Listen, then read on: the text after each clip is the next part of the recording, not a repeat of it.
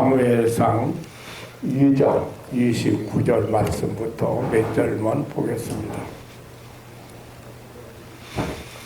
너희는 어찌하여 내가 나의 처소에서 명한 나의 제물과 예물을 밟으며 내 아들들을 나보다 더 중히 여겨 내 백성 이스라엘에 드리는 가장 좋은 것으로 스스로 살찌게 하느냐. 그러므로 이스라엘의 하나님 나 여호와가 말하노라. 내가 전에 내 집과 내 조상의 집이 내 앞에 영영히 행하리라 하였으나 이제 나 여호와가 말하노니 결단코 그렇게 아니하리라. 나를 존중히 여기는 자를 내가 존중히 여기고 나를 멸시하는 자를 내가 경멸히 여기리라. 30절까지만 보겠습니다.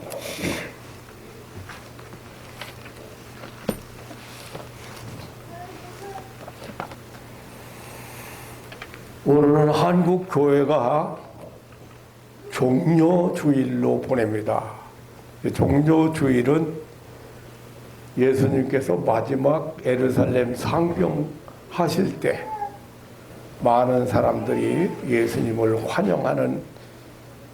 환영하면서 종려나무 가지를 꺾어서 귀에 깔고 흔들면서 호산나 호산나 노래를 부르던 그리고 마지막 예수님 상경 예루살렘 십자가에 고난 받으시기 위해서 예루살렘에 올라가시던 그런 주일로 보냅니다. 그리고 이제 이번 주간은 고난 주간을 보냅니다. 예수님이 이제 금요일 날이죠. 날짜로 보면 금요일 날에 십자가의 고난을 당하시고 다음 주일은 부활주일로 이렇게 보냅니다. 저는 의도적으로 오늘 이 종려주일에 대한 말씀을 준비하지 않았고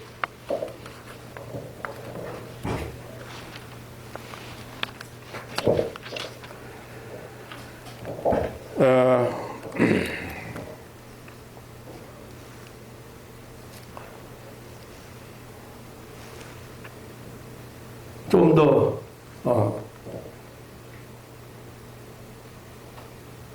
우리가 각성해야 될 문제를 예배를 행사를 교회에서 많은 행사를 하고 예배를 많이 드립니다.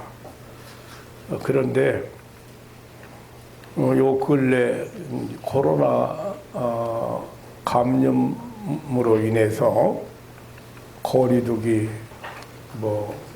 예배 참석 인원 제한 여러 가지 황당한 일을 많이 보게 됩니다. 또 마스크를 쓰고 예배를 드리고 거리를 두고 예배를 드리고 그런 것을 보면서 제가 깨닫는 것이 하나님 앞에 하나님을 경외하는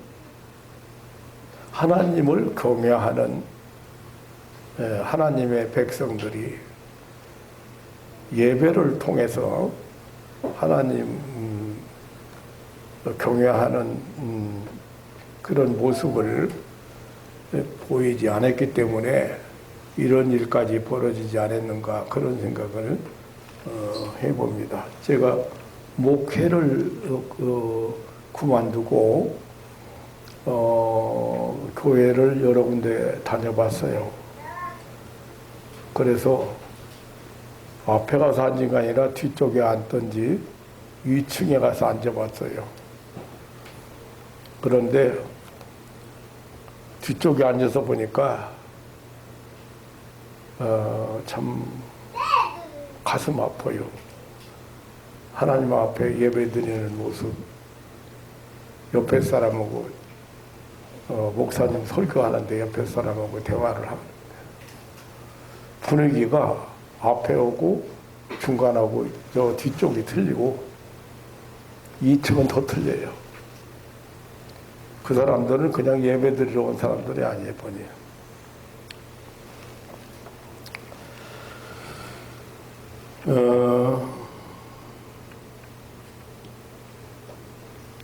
오늘 한번 따라서 하겠습니다.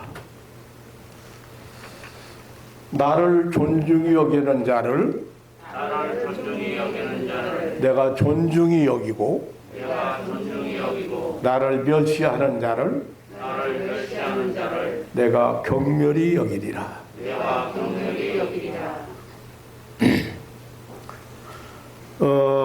본래 하나님께서 지으신 피조물 중에 가장 존귀하게 지은 것이 사람이에요. 그래서 하나님의 형상대로 지었어요. 인격적인 존재로 지었어요. 예, 만물 중에 인격적인 존재는 우리 사람밖에는 없어요. 예. 그래서 참 가장 하나님의 형상대로 지어서 하나님의 사랑의 대상으로 하나님의 거제의 대상으로 하나님 대리자로 이렇게 인간을 지었어요. 그런데 그 인간이 타락해서 하나님의 말씀을 불순종하고 마귀에게 속아서 하나님 말씀을 불순종하고 그리고 하나님 멀리하고 하나님과 원수가 되었습니다. 그래서 하나님은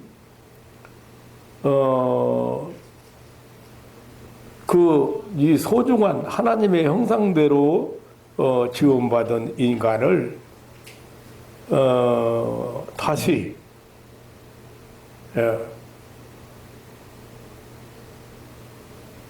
회복시키는 구원의 그것을 구원이라고 그러죠.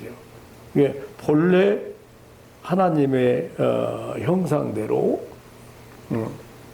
다시 회복시키는 구원을 하신 것이에요. 구원의 역사를 역사상에 이루신 것이에요. 그래서 하나님은 구원받은 한 사람 한 사람 너무 소중하게 여기십니다.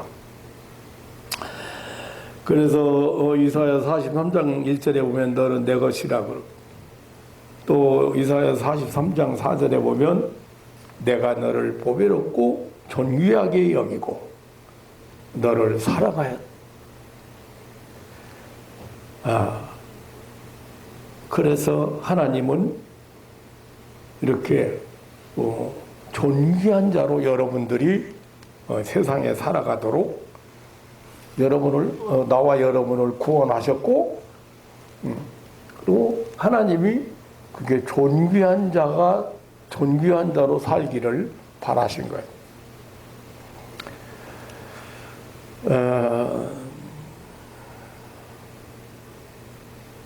그래서 하나님은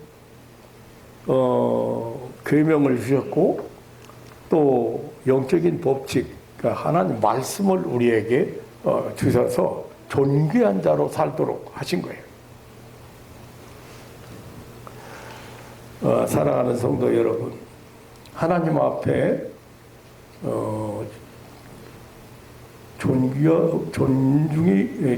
존귀함을 받는 존재라는 사실을 항상 기억하시기 바랍니다.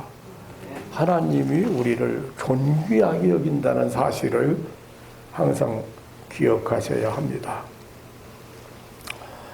오늘 본문 30절에서 나를 존중히 여기는 자를 내가 존중히 여기고 나를 멸시하는 자를 내가 경멸히 여기리라고 하셨습니다.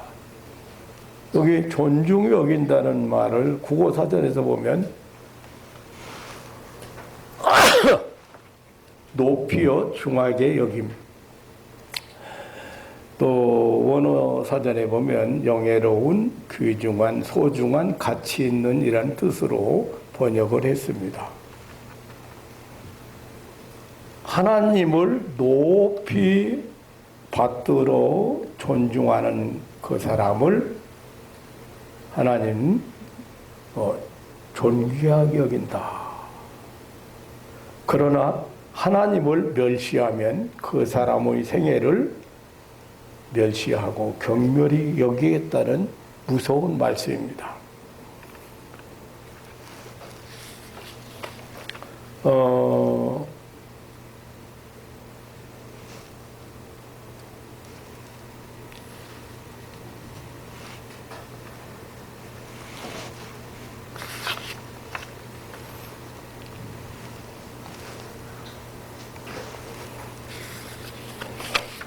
오늘 본문 말씀, 하나님께서 이 말씀을 하시게 된 배경을 보면은, 엘리 제사장과 그 아들들이 하나님께 대하여 멸시했다는 것입니다. 17절에 보면은 그 소년들의 죄가 여호와 앞에 심히 큰 것은 그들이 여호와의 제사를 멸시함이라. 제사를 멸시했다. 하나님께 제사 지내는 것을 대수롭지 않게 여겼다. 소홀히 여겼다. 그런 얘기입니다. 29절에 너희는 어찌하여 내가 나의 초소에서 명한 나의 제물과 예물을 밟으며 내 아들들을 나보다 더 중히 여겨 내 백성 이스라엘에 드리는 가장 좋은 것으로 스스로 살찌게 하느냐. 하나님께 바친 제물을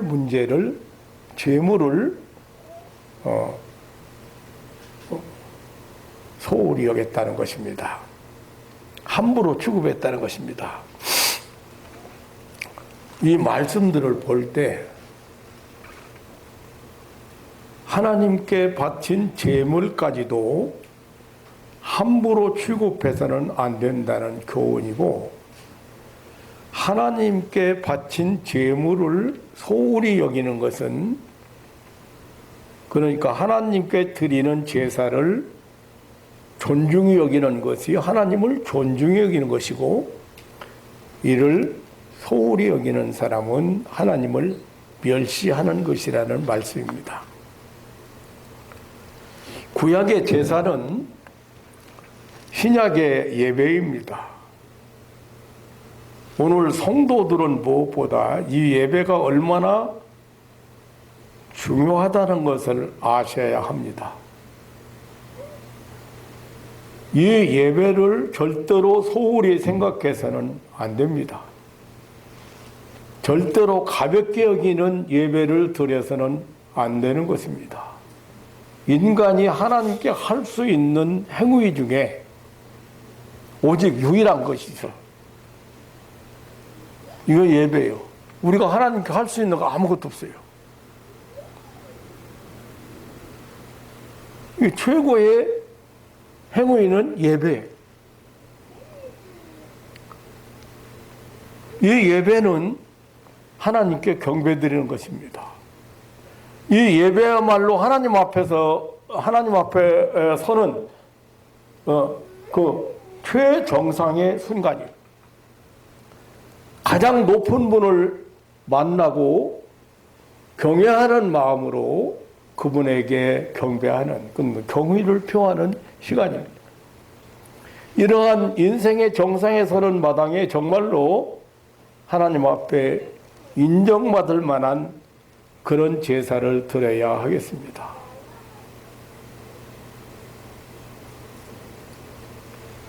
제가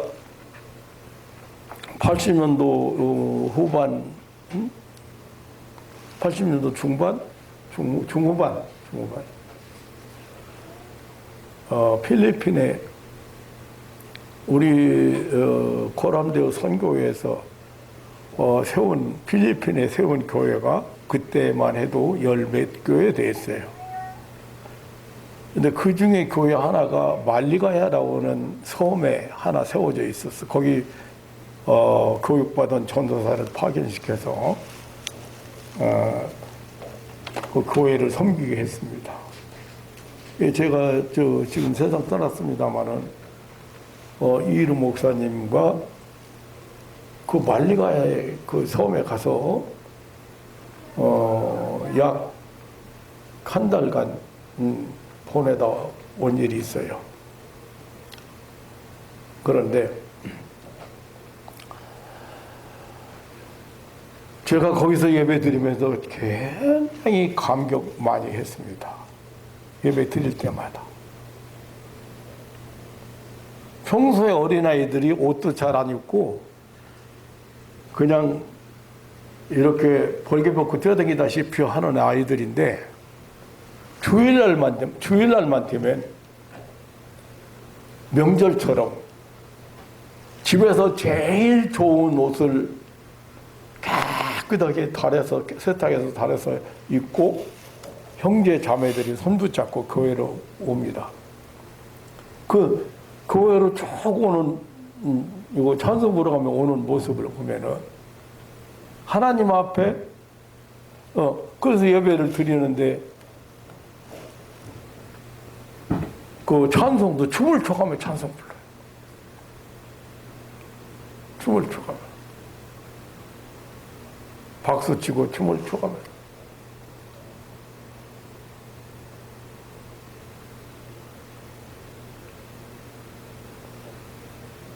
그런데 예배 드릴 때마다 제가 감격을 했어요.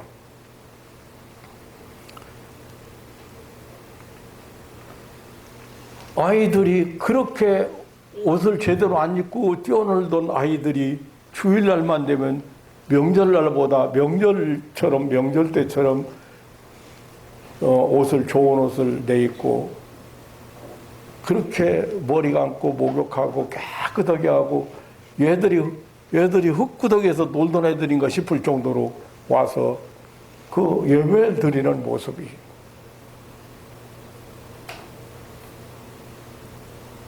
목사인 저로 하여금 감격을 작년 예배도 마찬가지. 그렇게 허술하게 살던 사람들이 주일날이면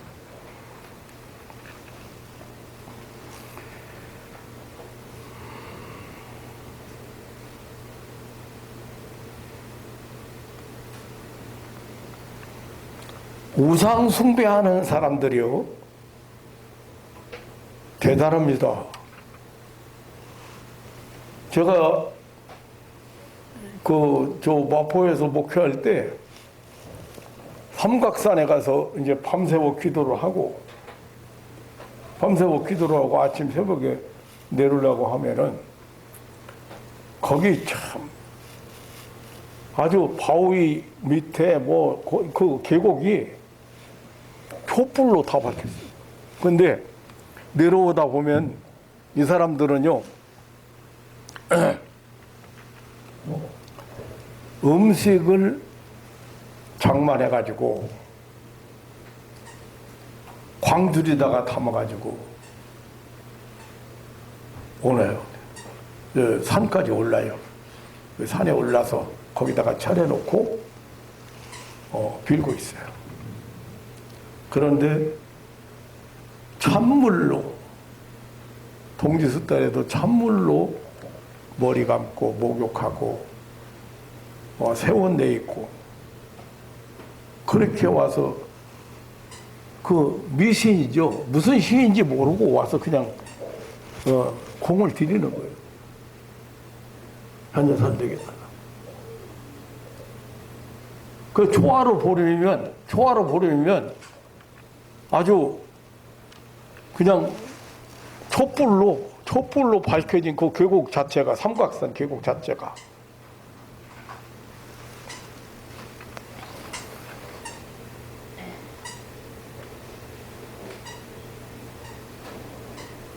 우리가 높은 사람 예방할 때, 높은 사람을 찾아갈 때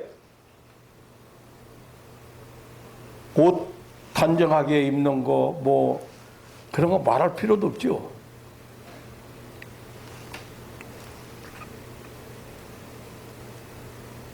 그런데 하나님께 예배 드리러 오는 사람들이, 하나님 앞에 경배 드리러 오는 사람들이 어떤 마음의 자세를 가지고 와야 되고, 어떤 태도를 가지고 와야 되고, 어떤 모습으로 와야 되겠는가? 이런 우상 숭배하는 사람들만큼도 안 돼요.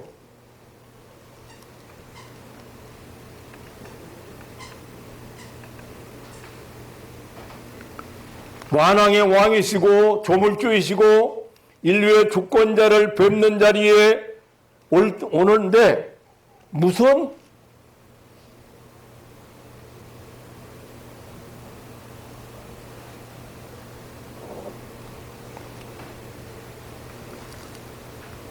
사실상 인류 역사는 이 제사 문제,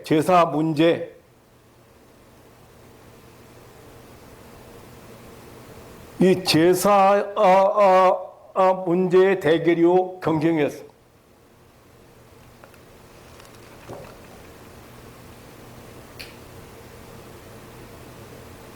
인류 최초 가인과 아벨이 제사 문제 가지고, 제사 문제의 싸움이에요. 인류 역사가 지금도 마찬가지예요. 우상에게 경배하느냐, 하나님 앞에 경배하느냐요.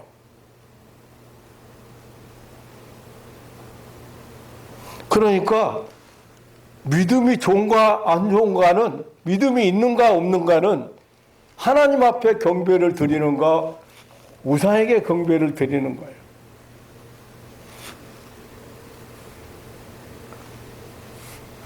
가인과 아벨의 경우를 우리는 잘 알아요. 히브리서 11장 4절에 보면 가인보다 아벨은 더 나은 제사를 드림으로 하나님께 인정을 받았다고 했어요. 하나님, 아벨의 제사를 하나님이 인정하셨다고 말해요. 둘이 형제가 제사 드렸는데, 하나님 앞에 둘이 형제가 제사를 드렸는데, 형과 동생 누가 잘생기고 똑똑하고 누가 잘났는지는 모릅니다. 그러나 아벨은 가인보다 더 나은 제사를 드려서 하나님이 인정했다. 그 제사를 받았다. 아벨의 제사를.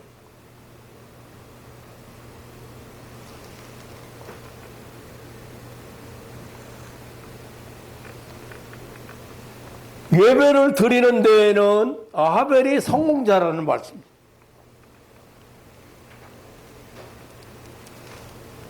가인은 하나님께 드리는 제사를 소홀히 멸시한 겁니다.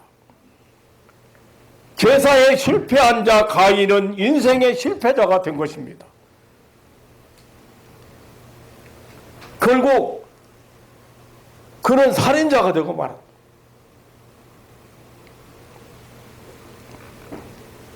믿음의 조상 아브라함은 가는 곳마다 맨 먼저 하나님께 제단을 쌓았다고 했습니다. 우리가 드리는 제사, 즉 예배는 그 예배 그 순서는 크게 두 가지로 구성되어 있습니다. 하나는 하나님께 드리는 것과 또 하나는 하나님으로부터 받는 것입니다. 그러니까 우리가 하나님과 찬송 드리고 마음을 드리고 찬송을 드리고 기도를 드리고 예물을 드리잖아요. 이거 드리는 것이에요. 그리고 하나님께로부터 오는 은혜와 사랑을 체험하고 축복을 약속받는 이 축복을 하나님의 말씀을 아멘 하는 것이지요. 믿음으로 아멘 하는 이것이 예배 행위요. 그러므로 예배 시간에 어떤 순서도 절대로 소홀히 여겨서는 안 됩니다. 우상 숭배하는 사람들만큼도 못하는 사람들이 많다고 말이에요. 하나님 앞에 예배드리는데.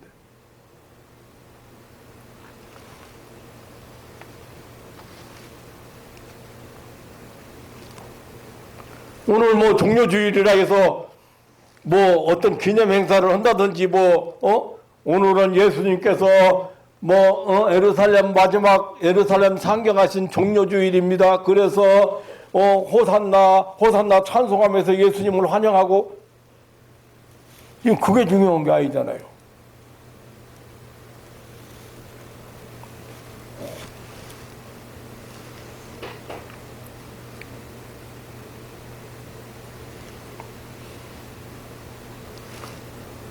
아마 불교인들만큼만 우리가 하나님을 경외한다면, 불교인들만큼만 하나님을 섬긴다고 하면,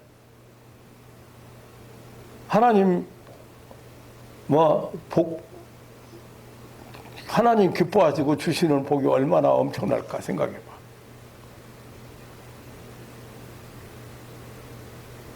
하나님 앞에 예배드리는데 둘이 앉아서 옆 사람하고 목사님 설교 비평하고 정치 얘기하고 그러고 앉아있어 떼어놓은 거요. 입 막아놓고.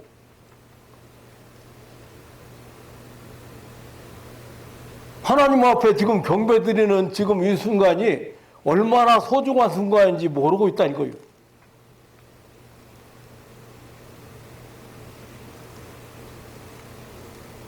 난 저번에요, 5살 먹은 애가 기도받으러 왔어요.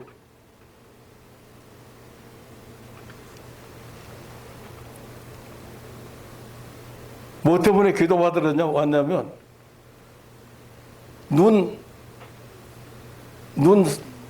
그거 보고 뭐라구나. 눈알 돌아가 사파리. 그리고 근시. 또, 잠을 잘 안 자. 밤낮이 바뀌고. 그래서 굉장히 많이 성장했어야 될 아이가 많이 성장을 못 했더라고요.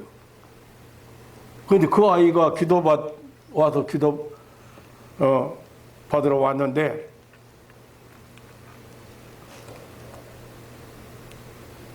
기도받고 나니까 이제 졸음이 오잖아요. 그러면 이제 자라 그래요. 이제 어른도 한심 잡아가라는 사람도 있어요. 그 자라 그런데 엄마 옆에 앉아가지고 졸음을 참느라고, 졸음이 오는데 졸음을 참느라고 그냥 애쓰고 있어. 그래서 야 자라, 잠자라 그래, 재워요. 그러니까 엄마한테 뭐라고 하는데 내가 못 알아듣잖아. 귀가 좀 어두니까. 그게 뭐라고 하는데요? 이 아이가요, 목사님 말씀하시는데 어떻게 자냐고 졸음을 허거지로 참고 안 자고 있어요.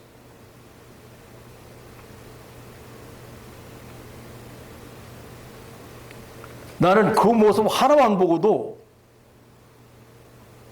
걔가 어떻게 치료됐을는지 내가 깨달았죠. 연락 왔는데 잠 잘 자고,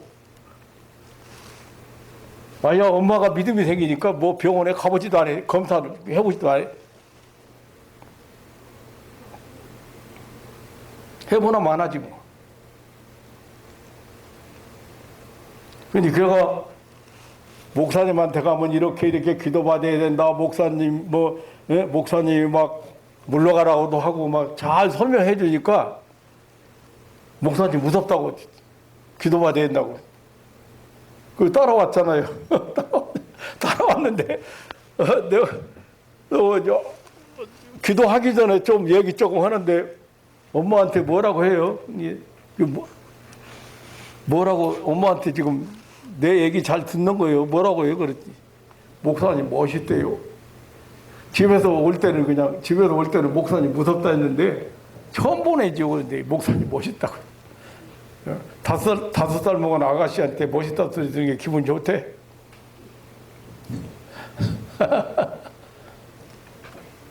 그런데 그 어린아이가 목사님 말씀하시는데 엄마 아빠 들으라고 지금 애기 기도해놓고 엄마 아빠 들으라고 얘기하는 중에 참을 목사님이 말씀하시는데 어떻게 자냐고. 나는 환자 기도를 많이 했어도 그런 처음 잠도 잘 자요. 아마 쑥쑥 잘할 거예요. 그 성장판 호르몬 나오는 그 시간에 잠 안 자고 그리고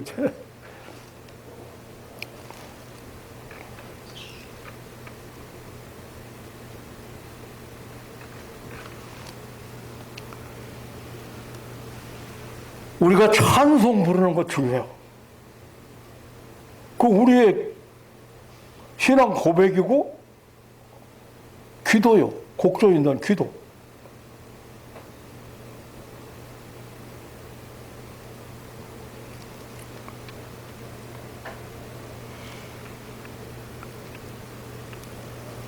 이사야 44장 21절에 보면 이 백성은 내가 나를 위하여 지었나니 나의 찬송을 부르게 하려 함이라 했습니다.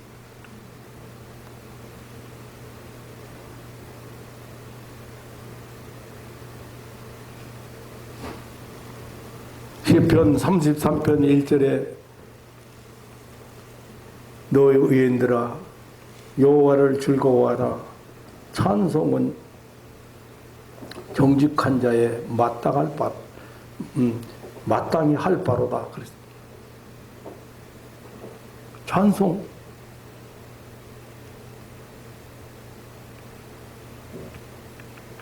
나는 은혜 받고 나니까 찬송가가 처음에 은혜 받았을 때 찬송가 조금 더 성장했을 때 찬송이 바꿔지더라고요.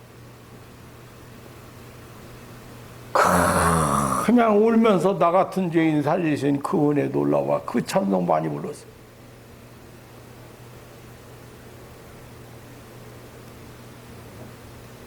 푸른바다 다섯님은 또 많이 불렀어요. 그럼 하나님의 은혜로 이 쓸데없는 자 왜 구원해 주시는지 난 알 수 없었다. 그 찬송도 많이 너무 우울하면 많이 불렀어요.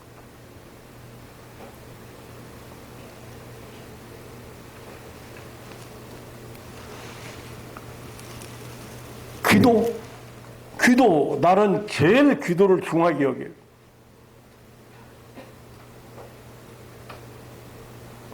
그래서 쓸데없는 기도 안 해. 꼭 응답받아야 될 기도는 얼마나 믿음으로 해야 되겠어요? 꼭 응답받아야 될 기도를 할 때는.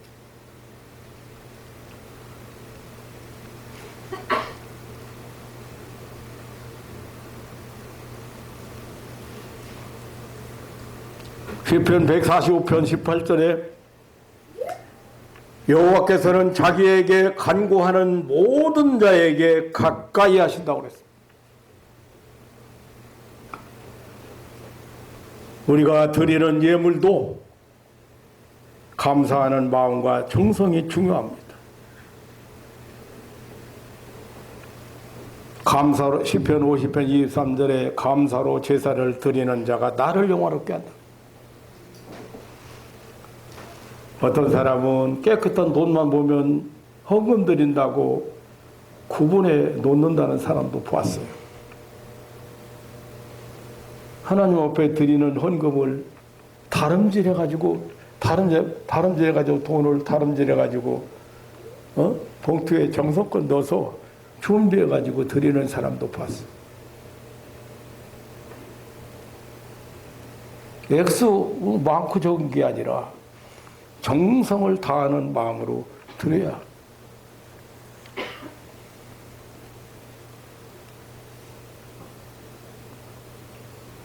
예수님께서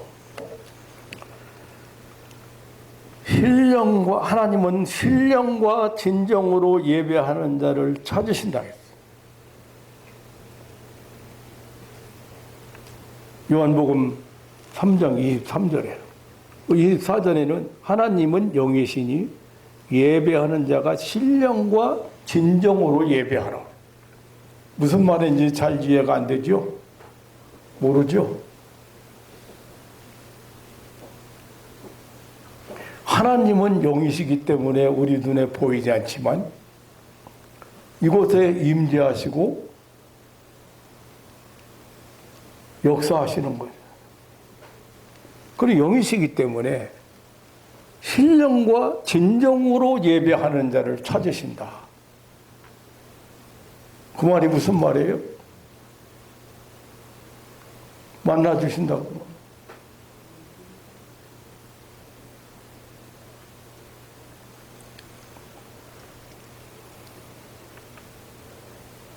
예배 행위의 실패자는 믿음의 실패자라고 저는 그렇게 생각합니다.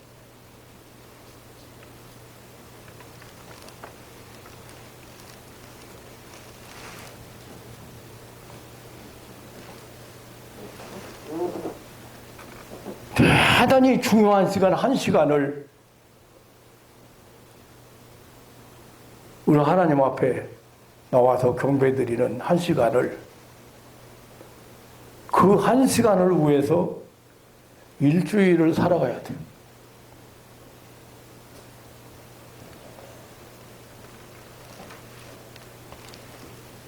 내가 이 설교 준비하고 있는데, 준비해 놓고 있는데, 카톡이 하나 날라왔어. 근데, 교회 종치기 노인이라는 제목으로 카톡을 하나 보냈어. 그런데 내 설교하고, 그게 무슨 무슨 내용인가 봤더니, 런던의 캔터베리 교회의 니콜라이 집사 얘기인데, 이 집사가 17살 때 교회 관리하는 사찰 집사가 되어가지고 평생 교회 청소와 신부놈을 했는데, 그가 하는 일 중에 종치는 일 하가 있어요. 종치는 일. 그러니까 지금 종소리 안 들리는데, 옛날에는 교회에서 종처지 예배 시간 맞춰가지고 안 식구도 그 산골에 넘어다니면서 그 새벽 종을 치던 아가씨야. 그래가지고 나같이 멋있는 남편 얻었잖아. 나는 만났잖아. 근데 이 종치는 일을 하는데 런던 시내 사람들이 시계를 그 종소리에 맞출 정도로 정확.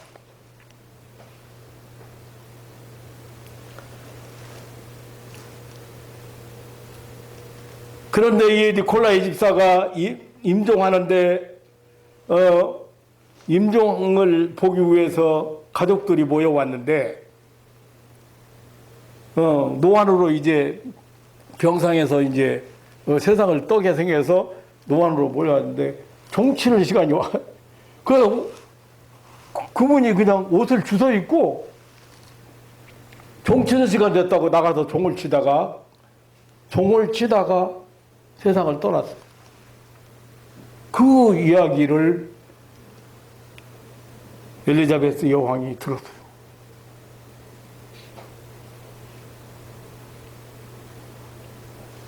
(76세) 그 종치기 니콜라이 집사, 평생 1초도 안 틀리게 종을 치던 그 집사가 마지막 순간에도 종치다가 세상을 떠났다. 그래가지고 엘리자베스 여왕이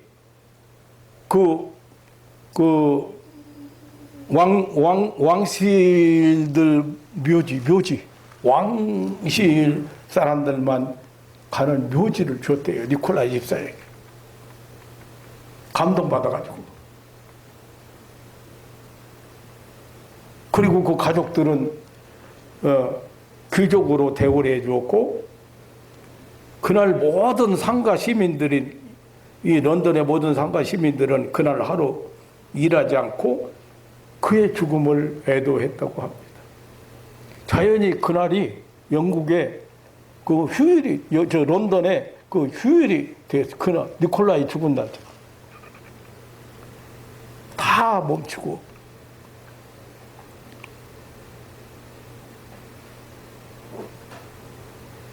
그냥 하나님 앞에 그 정성을 그 일생 동안 드린 정성, 정말 사람도 존귀하게 여긴다. 사람도 존귀하게. 하나님만 존귀하게 여기는 것이 아니라. 내 설교 좀 해놓고 또 그거 쳐다보니까 또 감동받았어요. 이런 작은 일 같지만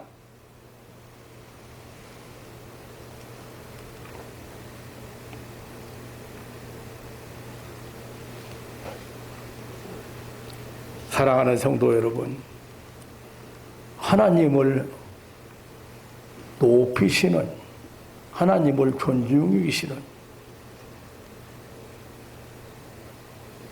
그리고 존중을 받는 신앙인들 되시기를 주님의 이름으로 축원합니다. 아멘. 하나님께 드리는 거 가볍게 생각하거나 소홀히 여기면 안 됩니다. 하나님께 정성으로 예배드리면 하나님께서 말씀으로 채워주시고 은혜로 채워주시고 사랑으로 채워주시고 권능으로 채워주십니다.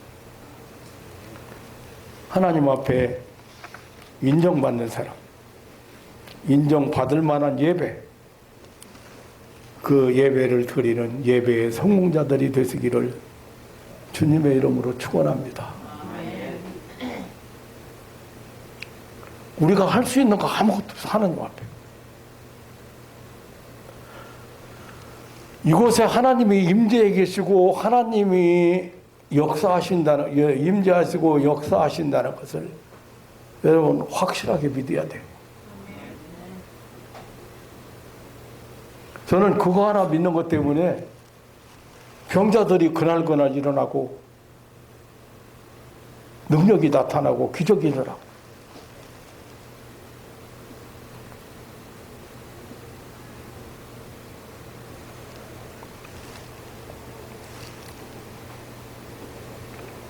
구약에 또 한 사람 본보기가 있습니다. 야곱과 에서 얘기인데요. 창세기 25장 34절을 보면 에서가 장자의 명분을 경홀히 여겼더라고 했어요.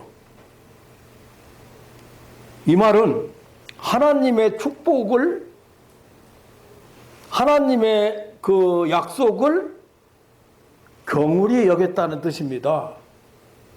그냥 하나님은 장자권이 뭐냐면 아버지가 축복을 하나님께 자식에게 축복을 하는데 그 장자에게 축복을 합니다. 장박이에요. 근데 이 쌍둥이잖아요. 쌍둥이인데 에서가 먼저 나왔어. 그 야곱이 뒤따라 나왔어. 발뒤꿈치 잡고 나왔다 해서 야곱이야. 그런데 야곱은 항상 이것 때문에 하나님의 축복권 때문에 이것을 하나님의 축복을 위해서 아주 결사적이었어요. 그러니까 이게 장자권이라는 건 축복권, 상속권 뭐 이런 그 하나님의 그 자녀들을 위해서 축복할 수 있는 권리고 그런데 야곱은 항상 이 장자권이 없다는 것 때문에 안타까워 생각하고 억울하게 생각해요. 그런데 에서는 어떻게 했다 이거요? 에서는 이 장자의 명분을 경휼히 여겼다. 하나님의 권의, 하나님의 축복, 하나님의 보호, 하나님의 도우심, 하나님의 약속 이런 것들을 우습게 생각했다. 그래서 팥죽 한 그릇에 장자권을 내놓았어. 야곱이 배고파 사냥하고 들어왔는데 배고픈데 팥죽 끓여가지고 장자권 내게 줘. 그럼 이거 줄게. 뭐 장자권이 뭐라고?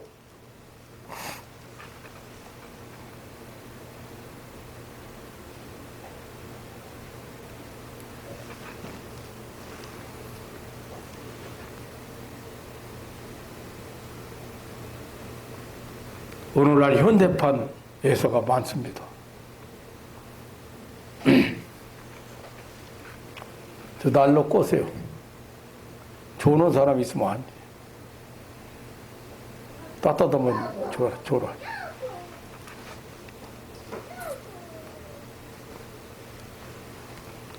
현대판에서들 많아요. 야곱은 세상 것 다 포기하고 손해봐도 하나님의 약속, 하나님의 축복, 이 장려권은 차지해야 되겠다는 그 하나. 그 다른 거 다 가리워졌어. 그것 때문에. 이처럼 하나님의 축복을 존중히 여기면서 애쓰니까 하나님께서 존귀하게 여기시고 축복하셨습니다. 하나님께 귀하게 쓰임받았습니다. 선민의 이름 이스라엘이요. 하나님 선택해. 에서와 야곱 중에 하나님 선택. 이 이스라엘 민족의 믿음의 조상이 되었습니다. 사랑하는 성도 여러분, 우리는 모두 장자권을 받은 사람들입니다. 하나님의 축복권을 받은 장자들입니다. 절대로 가볍게 생각해서는 안 됩니다. 하나님의 장자권을 절대로 포기하거나 빼앗기지 말고 끝까지 지켜야 될 하나님의 큰 축복입니다.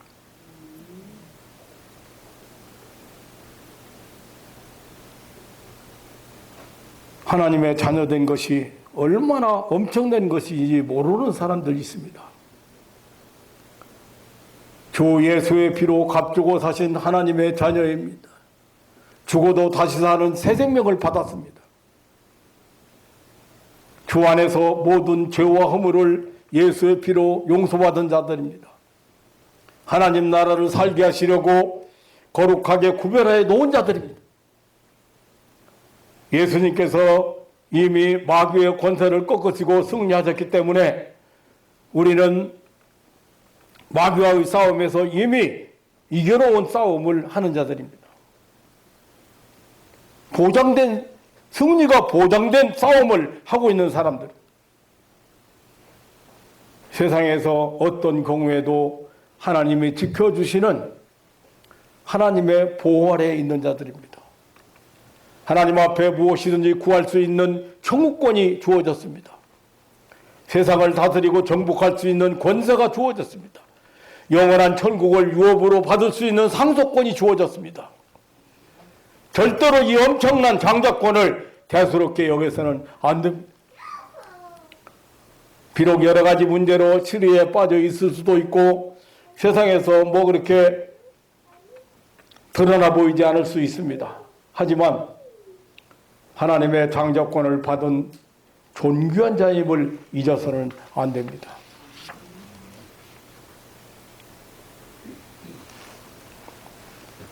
에서처럼 팥죽한 그릇에 장자권, 축복권, 상속권 이거 바꾸는 사람이 되어서는 안 되겠습니다.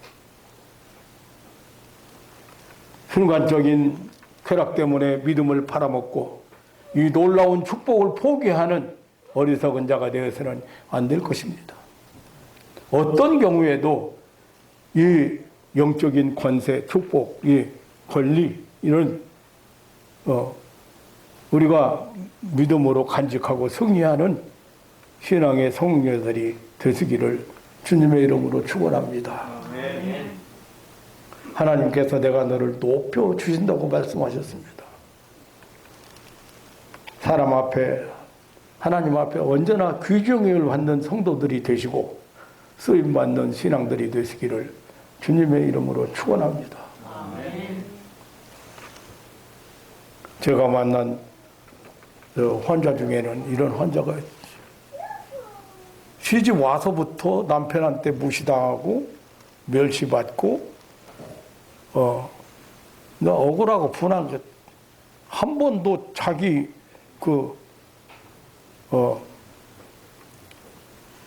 자기 애는 또 많이 났어.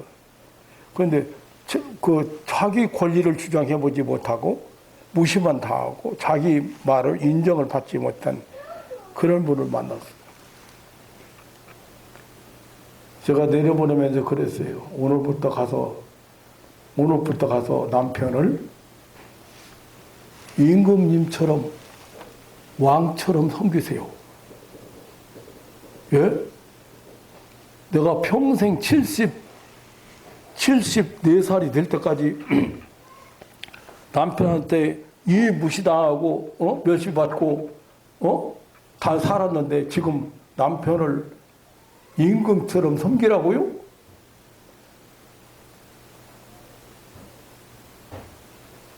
무슨 말인지 못 알아들어서 그런 거예요. 내가 남편을 임금님처럼 섬겼으면 남편이 나를 어떻게 생각하겠어? 아내된 자들이여 한번 들어보시라고. 그랬으면 남편이 어떻게 생각하겠어요? 아내를. 소중히 여기겠어요? 무시하겠어요? 말해봐요.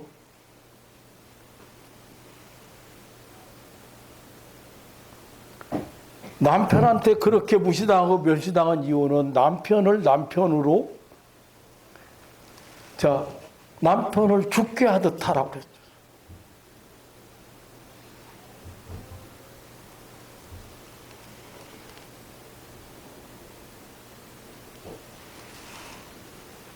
하나님은 아브라함을 주인처럼 남편을 섬긴 사라에게 그 남편을 잘 섬기고로 인해서 구원받았다. 내가 무시당하고 내가 멸시받았다는 말은 남편을 잘 안 섬겼다는 얘기예요. 존귀하게 여기지 않았다.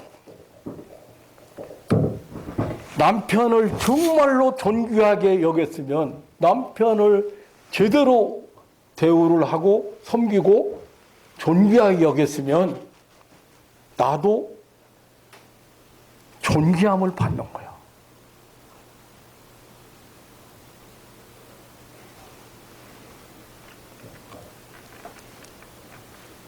내려갔는데 얼마 후에 전화가 왔어요. 목사님, 남편이 180도 저편하고 목사님 말씀대로 하라는 대로 말씀대로 했더니 남편이 180도 변했어요.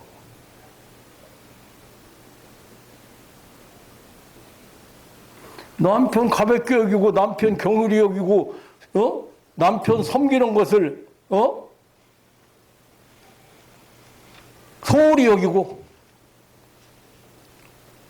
그게 첫째인데 아내는 하나님이 주신 존재 목적 중에 그게 첫째예요. 하나님을 섬기는 거 말고.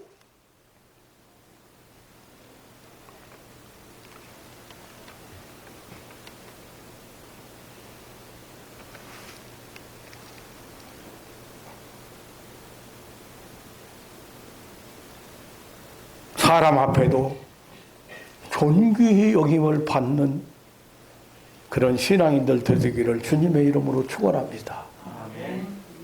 다른 사람을 아무리 못났어도 아무리 바보 같아도 아무리 답답하게 보여도 다른 사람 존중해 보세요.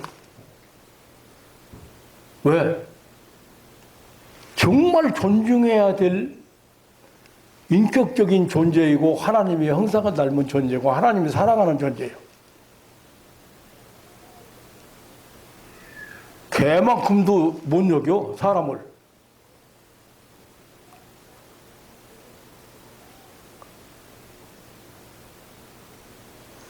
애완견한테 하는 만큼 사람에게 해봐. 맨날 대우받, 아이고 받들기를 정말 대우받고 살아.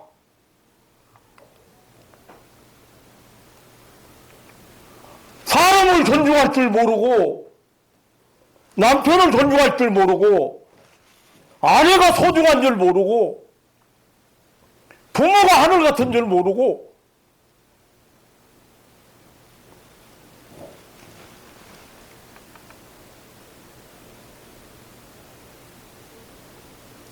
하나님 앞에 하나님을 경외하는 최고의 자세가 뭡니까? 제사 아니에요. 예배 아니에요. 그런데 예배에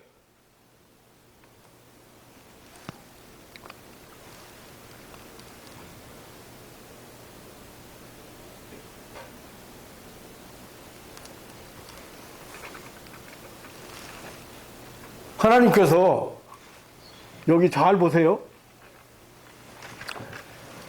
31절 보라 내가 내 팔과 내 조상의 집 팔을 끊어 내 집에 노인이 하나도 없게 하는 날이 이럴지라. 그러면 어떻게 무슨 얘기예요? 젊어서 다 죽는다 이거야. 하나님의 제사를 소홀히 여겼다고 말이에요.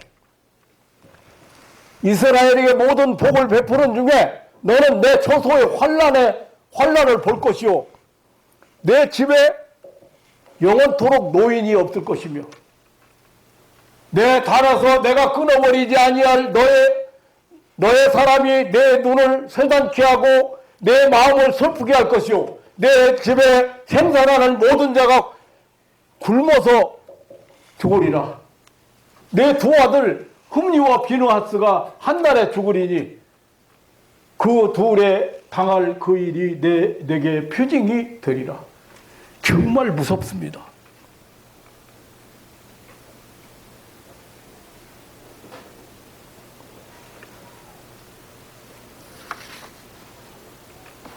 지금 생명을 소중히 여기라고 하는데 동물 생명? 그걸 소중히 여기라는 얘기가 아니거든요. 사람의 생명을 소중히 여기라는 얘기인데 동물 생명까지도 이거 동물 애호가들 이런 사람들이 그렇다고 뭐 함부로 취급을 한 말은 아니에요. 그거 다 우리 인간을 위해서 존재하는 것들이니까요. 그것도 다 귀하게 여겨야죠. 그렇지만 정말 소중하게 여겨야 될 인간의 생명을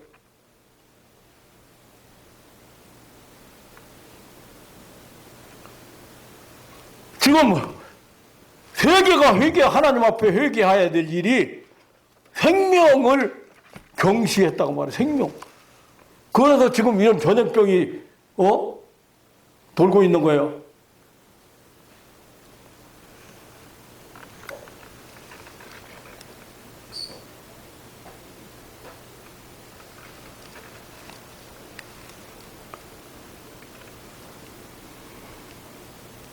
얼마나 무서운 얘기들이에요, 지금.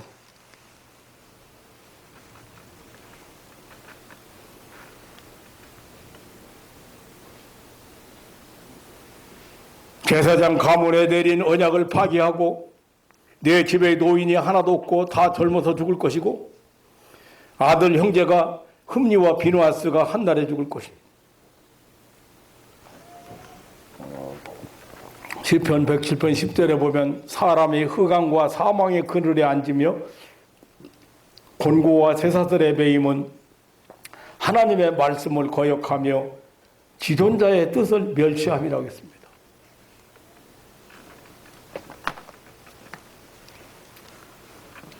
하나님의 사랑은 무한하지만 심판도 무섭다는 걸 알아둬야 돼요. 사랑하는 성도 여러분, 이야기가 길어졌는데 한마디로 예배 귀중성을 알고 우리가 할 수 있는 것은 그거밖에 없어요.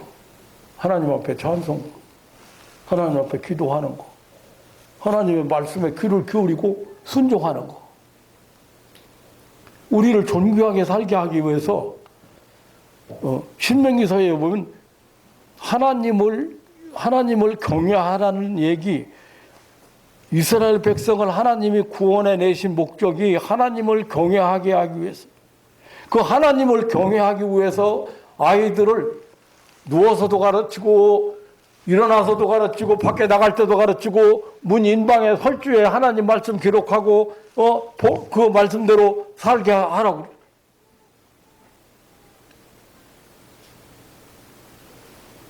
하나님을 두려워할 줄 모르고.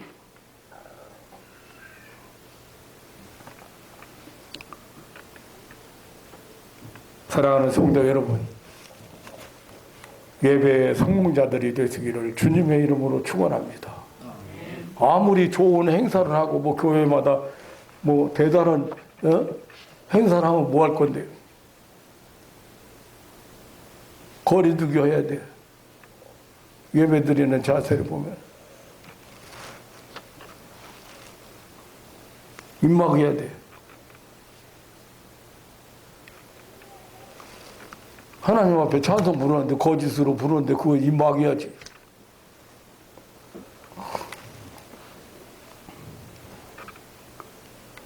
언제나 변함없이 우리를 엄청나게 존귀하게 여기시고 엄청난 대가를 지불해서 여러분들을 구원해내시고 천국 백성 삼으시고 새 생명 줘서 천국 백성 삼으시고 하나님을 영원롭게 하는 하나님의 자녀 삼으시고 늘 감격하면서 감사하면서 우리 집사님들 중에는 헌금 봉투에 주님 사랑합니다. 그거 한마디가 그 헌금 자체보다 그 한마디가 그래 하나님도 너 사랑한다.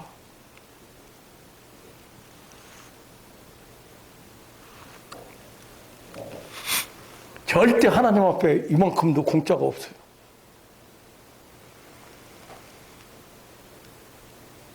하나님 받은 은혜가 얼마나 큰데 내가 좀 목회하면서 항상 느낀 게 그거예요. 지금 병원에 가서 누워있을 사람이 아니잖아요. 근데 아니 재산은 한쪽 띄어서라도 하나님 앞에 바쳐도 부족하지. 전부 바쳐도 부족하지. 헌금 조금 내는 거 뭐 아깝게 생각해요? 한번 생각해 보세요. 받은 은혜가 얼마나 큰.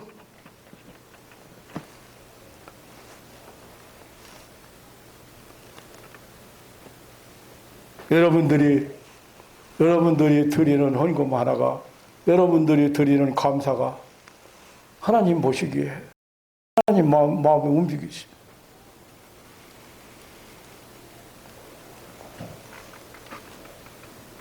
하나님은 오늘 또 이곳에 임재하시고 여러분들 마음속에 새로운 힘과 소망과 그리고 새로운 위로와 평안을 주실 것을 저는 확신합니다. 항상 하나님이 존귀하게 여기고 여러분들 사랑하기 때문에 하나님 멸시하는 자가 되서는 하나님 예배 드리는 걸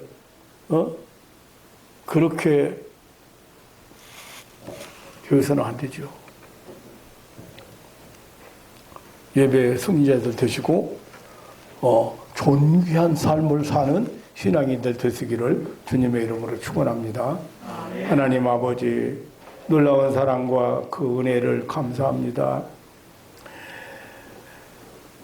이렇게 존귀한 자로 인간으로 우리를 창조하셨을 뿐 아니라 하나님의 형상대로 인격적인 존재로 우리를 만드셨고 영원한 생명을 주셔서 영생하는 존재로 우리를 만드셨습니다. 이 놀라운 하나님의 사랑에 우리가 반응할 수 있는 것은 찬송이요, 기도요, 감사요. 예배 행위. 하나님 아버지, 사랑하는 가족들이 이 땅에 사는 동안에 내가 하나님 앞에 경배 드릴 수 있는 이 엄청난 축복을 절대 빼앗기거나 양보하지 않고 그 축복을 항상 누릴 수 있는 그 하나님의 자녀들 되게 하여 주옵소서. 하나님 아버지, 높은 사람 만나는 것도 크게 자랑스럽게 여기는데 높으신 하나님, 만왕의 왕이신 하나님, 우리의 주권자 되신 하나님을 만나는 이 엄청난 축복을 조금이라도 소홀히 여기지 않는 정말 하나님의 존귀함을 받는 신앙인들 되게 하여 주옵소서. 입을 열 때마다 찬송이 나오고 입을 열 때마다 감사가 나오고 입을 열 때마다 하나님의 이름 영광을 돌리는 그런 아름다운 신앙인들 되게 하여 주옵소서. 오늘 우리 하나님께서 사랑하는 자들을 위해서 이렇게 존귀 여김을 받는 자들을 위해서 오늘 또 내리시는 신령한 은혜가 충만한 아침이 되게 하여 주옵소서. 감사하오며 우리 구주 예수님의 이름으로 기도하옵나이다. 아멘.